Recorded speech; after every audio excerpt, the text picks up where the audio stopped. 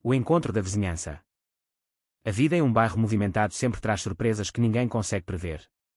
Tudo começou em um dia ensolarado, quando uma nova presença surgiu para alterar a rotina de todos. Com um sorriso no rosto e uma energia contagiante, a nova moradora se apresentou com entusiasmo. Ela disse que era a nova vizinha de vocês e que tinha acabado de se mudar. Com uma gentileza genuína, ela reforçou que, se vocês precisassem de alguma coisa, era só avisar, pois ela estaria ali. No entanto, nem todos compartilhavam da mesma alegria. O olhar atento de quem já conhecia os arredores percebeu mudanças. Alguém comentou sobre o Meyer, notando que ele já foi mais família em outros tempos.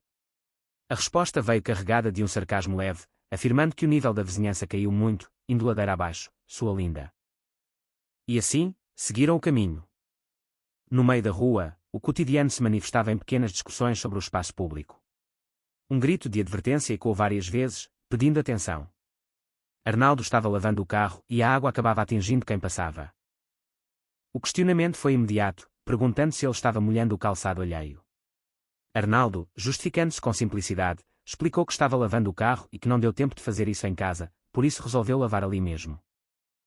A pergunta seguinte foi inevitável: por que não lavar na porta da própria loja? A resposta de Arnaldo foi sincera, porém irritante para os vizinhos, pois ele afirmou que não queria molhar a porta da sua própria loja. O problema escalou quando as mesas de seu chalite entraram na linha de fogo da mangueira. O proprietário do restaurante reclamou que Arnaldo estava molhando todas as suas mesas. Arnaldo, tentando inverter a situação, apelou para uma suposta lógica de convivência, dizendo que aquelas mesas nem deveriam estar ali. Ele lembrou a seu chalita que era proibido colocar mesas na calçada. Ele buscou apoio em quem passava, perguntando se não era verdade, reforçando que a rua é pública e que o direito é grande. Seu chalita, sentindo-se desafiado em seu próprio território, decidiu que iria resolver aquilo na branqueira. A situação tomou um rumo inesperado quando um objeto cortante apareceu. O espanto foi geral. Alguém perguntou de onde ele tinha tirado aquela lágrima de faca, questionando se ele estava de brincadeira. Seu chalita, em seu fervor, apenas repetia a palavra lágrima. O susto foi grande, com alguém exclamando que aquilo só podia ser uma tentativa de matá-lo. A resposta de seu chalita foi curta, mandando deixar de ser fresca. Jurandir foi chamado como testemunha daquele suposto atentado, mas ele, tentando acalmar os ânimos, disse que foi sem querer. A confusão se dissipou com a partida apressada de alguns, enquanto outros ainda processavam o ocorrido. Enquanto isso, em outro canto, as preocupações eram de natureza comercial e doméstica. Uma discussão sobre metros de tecido tomava conta do ambiente. Alguém questionava se não eram 5 metros de organza, mas a resposta foi que apenas 3 foram comprados, pois era o que estava disponível. De repente, um barulho forte interrompeu a conversa. O susto foi nítido. Djalma foi questionado se estava ouvindo aquele barulho, mas ele parecia distraído. A insistência continuou, sugerindo que ele precisava de um otorrinolaringologista, pois o som de batidas era evidente. Era o som de um martelo. A indignação cresceu. Alguém afirmou que aquilo só podia ser uma brincadeira e que deveriam estar colocando a laconga abaixo. Djalma foi instado a tomar uma providência, pois o desejo era evitar problemas com os vizinhos. A resposta foi um ultimato: se não houvesse problemas com o vizinho, haveria problemas em casa.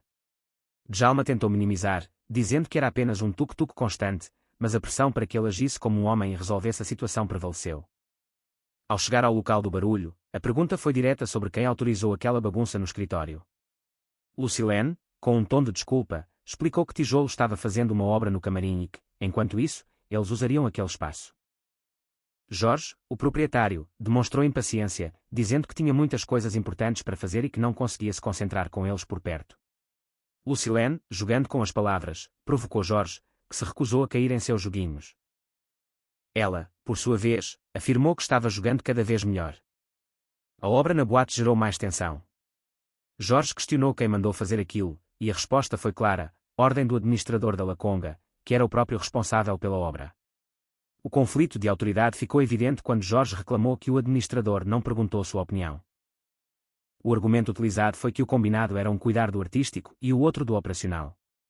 Djalma tentou conversar com Jorge sobre a obra, mas foi encaminhado para falar com Tijolo, o responsável pelo operacional. Djalma, tentando ser diplomático, explicou que não queria incomodar, mas que a obra estava fazendo muito barulho e que Flavinha ficava irritadíssima com a situação. Para sua surpresa, o responsável pela obra negou a existência de qualquer construção ou operários no local. A confusão mental de Djalma aumentou, mas ele foi dispensado rapidamente. Antes de sair, ouviu um aviso de que, se o chão de cimento ficasse sujo, ele teria que limpar com o próprio rosto. Em outro momento, Fátima e Sueli conversavam sobre a nova vizinha. Fátima comentou que havia tantos lugares no mundo, mas aquela garota resolveu alugar um apartamento logo ao lado delas, sentindo-se perseguida. Elas especularam sobre quanto Lucilene ganhava, notando que, enquanto na casa delas eram necessários 2 salários para pagar um aluguel, Lucilene parecia viver bem com um só. A curiosidade sobre o trabalho na Laconga surgiu, acompanhada de uma reflexão sobre a própria aparência e se alguém pagaria para vê-las dançar. Elas concluíram que não estavam em má forma. A conversa foi interrompida pela chegada de Armani, que parecia machucado. Ele relatou que seu xalita tentou esfaqueá-lo. O espanto foi geral. Armani afirmou que só não perdeu o braço porque se defendeu rápido, comparando a situação com o que aconteceria nos Estados Unidos. Fátima tentou defender seu xalita, dizendo que, apesar dos defeitos, ele não era um terrorista. Armani, no entanto, prometeu que haveria um troco. Jorge alertou que, se Armani brigasse com seu xalita, a rua inteira ficaria contra ele. A tensão no bairro aumentou quando o restaurante de seu xalita foi fechado pela fiscalização. Alguém denunciou a falta de licença para as mesas na calçada. A suspeita caiu imediatamente sobre Armani, devido à briga anterior. A rivalidade entre os dois agora era uma guerra declarada. Djalma continuava sofrendo com o barulho da obra, que ele agora sabia não ser da Laconga, após uma verificação frouxa. Flavinha, indignada, ameaçou ligar para a fiscalização, ignorando o medo de Djalma sobre possíveis represálias. Ela descobriu que a Laconga já havia recebido uma multa e estava fechada, mas já era tarde, pois a denúncia havia sido feita. Em uma reunião informal em um botequim, o assunto era o novo contrato de aluguel que seu xalita estava fazendo. Para surpresa de muitos, o apartamento não era para ele, mas para Lucilene. As especulações sobre a natureza do relacionamento entre os dois cresceram. Alguém sugeriu que Lucilene estava explorando seu xalita, mas a defesa veio rápido, afirmando que ele a ajudava porque gostava dela. Foi revelado que eles eram casados legalmente para que ele pudesse ficar no Brasil, mas que o sentimento dele era real. Tavares foi avisado de que, se estivesse tramando algo contra o idoso, haveria consequências graves. A fiscalização chegou à boate para investigar a obra irregular após uma denúncia. O responsável tentou minimizar, chamando de um pequeno concerto, mas o fiscal não se deixou enganar. Tentativas de suborno foram mencionadas, mas a situação era complicada. Nas janelas do bairro, a vida dos outros era observada. Lucilene foi vista em momentos de carinho com o Leo, enquanto seu xalita arcava com suas despesas. A indignação dos vizinhos crescia ao ver o que consideravam uma injustiça. Armani, ainda em conflito com as autoridades de trânsito, tentava evitar multas enquanto lidava com sua obsessão em receber um pedido de desculpas de seu xalita. A situação tomou um rumo dramático quando correu o boato de que seu xalita estava em uma cadeira de rodas após um incidente com o carro de Armani. O remorso e a confusão tomaram conta de Armani, que se sentia um monstro, embora a veracidade da condição de seu xalita fosse questionada por alguns como uma tática para ganhar simpatia ou dar uma lição.